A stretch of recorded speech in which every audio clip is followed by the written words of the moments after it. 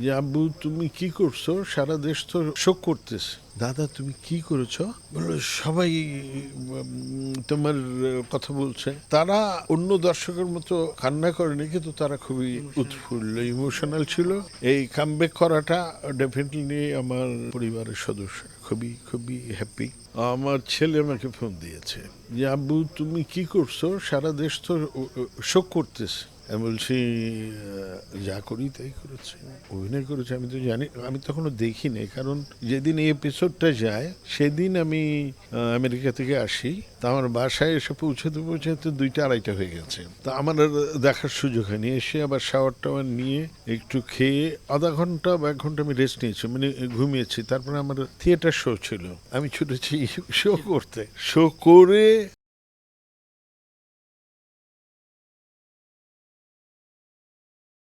তো আমার আর দেখার সুযোগ হয়নি। তারপরে আমি বাসায় এসেছি এবং তখন তো ফোন আসা শুরু হয়েছে। তো আমার ছেলে এটা বললো আমি তো বুঝিনি। আমার নাতনি আছে একটা। আমি ঢোকার পরে দাদা তুমি কি করেছো? আমি বললাম কেন?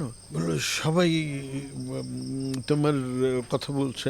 ও আসলে দেখেছে, নিজেরটা নিজের সরাসরি বলতে পারে না। তারা আর অন্য দর্শকের মতো কান্না করেনি, কিন্তু তারা খুবই উৎফুল্ল, ইমোশনাল ছিল এবং উৎফুল্ল যে আমার দাদা বা আমার বাবা আবার।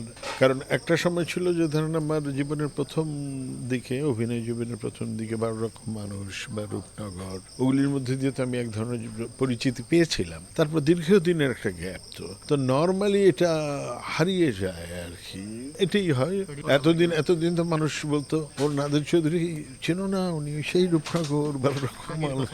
হ্যাঁ, এই যে আবার কামব্যাক করা, এই কামব্যাক করাটা ডেফিনেটলি আমার পরিবারের সদস্য খুবই খুবই হ্যাপি।